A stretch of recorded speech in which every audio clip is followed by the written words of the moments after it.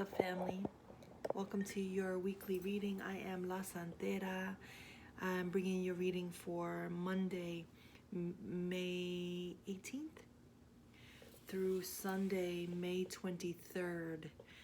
And let's dive in, yo. Let's dive in. Your card for Monday, Tuesday of this week. So Monday and Tuesday has already passed, right? And so what we're doing is we're reflecting back. We're starting again. So as we're beginning this week, let's stay open. Let's stay open. No coincidence that I've needed a couple of days and to come to the reading, and today's a really important day. So this reading is in honor of someone that I love who, I know needs a little bit extra today. And so this message is for you, but this message is for all of us, right? And so let's really stay open and go. Let's go. So our first card is the Tower.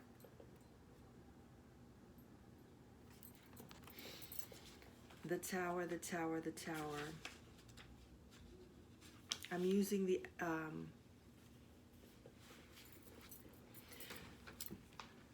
Afro Goddess Tarot deck. Okay.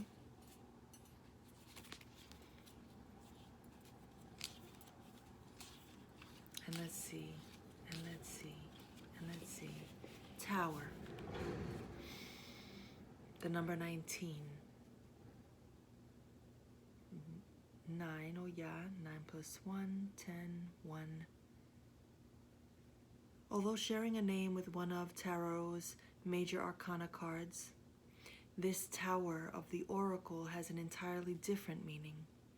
For it is here that the Tower represents isolation, confinement, and protection. To be alone in a tower, either by choice or by force, would be a riveting experience. Would the peace inspire you or drive you mad? Either way, the time would pass. But what would you have done with it? The Tower card can also represent legal matters and lawsuits. To where will your collision with these rules and regulations lead? Either to be protected or to be confined. You may be on your way to the courthouse. If it's in love, the Tower can indicate problems within a union. There may be a separation between two, either physically or emotionally, and feelings of isolation and loneliness will rise. If it's career, the Tower represents the company that you work for, or being self-employed. It's about what we all choose to do with our individual time, and sometimes it's unfortunately lonely at the top. Health, a hospital, medical center, or can indicate back or spine issues. So the Tower, our house, the one we live in, and the house that lives in us. Right now we are being called to really find some time to be alone, to get quiet, to get still, to not be so giving because we're hoarding, but not be so giving because we are protecting ourselves. It's about self-preservation right now. Right now we are in a moment of confinement. Of course we are in the Tower feeling like Rapunzel, feeling like we need to be rescued and saved, and we want to get out, and we want to go back to normal, and we want to move, and we want to go, and we want to go, and we want to go. But the thing is that this moment is calling us to not move, to not do those things, right?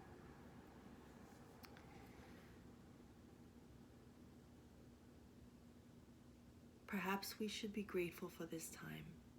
It doesn't feel that way, right? Like grateful for this pandemic. It's killing people. People are ill. Grateful for this time because it's calling us to see things. Things will never be the same after this moment. And I'm going to repeat that because I understand that. Things will never be the same after this moment. And so as you are in your tower and you are reorganizing and purging, and yes, feel everything, because isolation is not healthy for some of us. Some of us thrive in isolation. We like to be alone, getting our shit done. I like to be alone, getting my shit done. So I know what that is, but I also love being around people and love exchanging and sharing and giving. And so when you're feeling like you're so confined and you're feeling like people have you trapped, that can be uncomfortable. And so how will you choose to see your time stuck in your tower if you're feeling stuck? Living in your tower, being in your tower. What does this tower look like? Is it the most beautiful sacred space that fills you spiritually and emotionally and sexually and all of that? Or do you really feel like, you're trapped? If you're feeling trapped, then you have a choice to make. It really is that simple. I know that I speak in very simple terms. It's not complicated. My spirit guides don't fuck around. They're like, if you're not feeling good in that space, then shift, change. I remember my daughter, she was like 12 years old when I was working in corporate America, and I was miserable and I felt beat down, and I was crying in front of her as she's slurping her noodles, and she's looking at me as I'm crying, and she's just eating her pasta, minding her own business, and she's like, Mommy, if you're so unhappy, quit. And it was the wisest shit I'd ever heard, because this, out of the mouths of babes, she's saying, Mommy, quit. Why are you still here being treated like shit? That's not what she said, but I heard it. If you're so unhappy, quit. She's like, make a move, bro. So we're feeling like we're in confinement, but we can always make moves. Because our card for today, Wednesday and Thursday, is the Ankh. The Ankh. Let's get into it. You feeling it? Because I'm feeling the heat rise in my body. It's the last card in the deck. The number 37, Maferefun, Elegua, Maferefun, Ogun, Maferefun, Ochosi. Maferefun Yamaya. Moyuba Lofi, Moyuba Lorun, Moyuba Lodumare. The Ankh. A destined rebirth is happening. It is necessary. It is by design. Allow the clouds to roll. In their movements you will obtain clear vision. Allow the fires to burn, for the flames of destruction bring on the ashes that fertilize transformative growth. Allow the waters to flow, as the fluidity will carry you to a place of truth and release. And also allow the trees and flowers to flourish, as they will protect and shade your journey of spiritual immortality.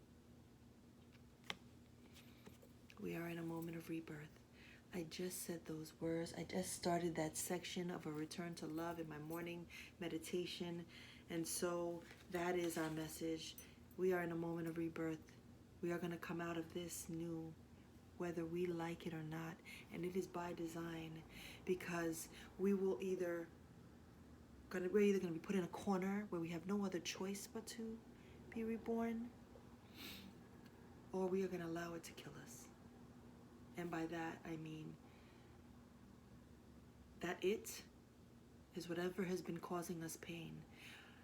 The old narrative, old beliefs, old constructs, old values, things that no longer serve us, things that are antiquated, things that are, right now we are being called to go back to old customs and values, as in the old traditions, oral traditions, our spiritual beliefs, our spiritual practices. Bless me. We are being called to get firmly grounded and just shed, like really get in the process of becoming and releasing, right?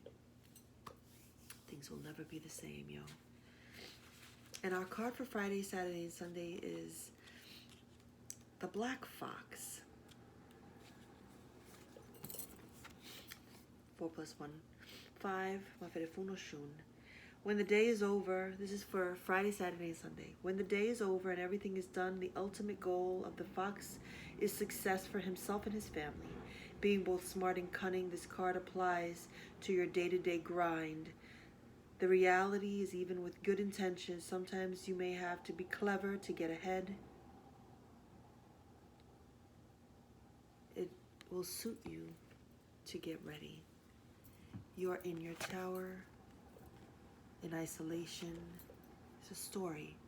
The cards tell a story. They take you through a journey, right? And we're going through the week. So we are in a tower in confinement and isolation so we could get clear. Here we have the Ankh, which to me feels also like an anchor, right? We are getting rooted. We are allowing old shit to die so that we can be reborn. Because the black fox shows up to remind us to be cunning, to be smart, to not allow people to play us with the slickness, but to be smart. And so this time in our house is for us to plan.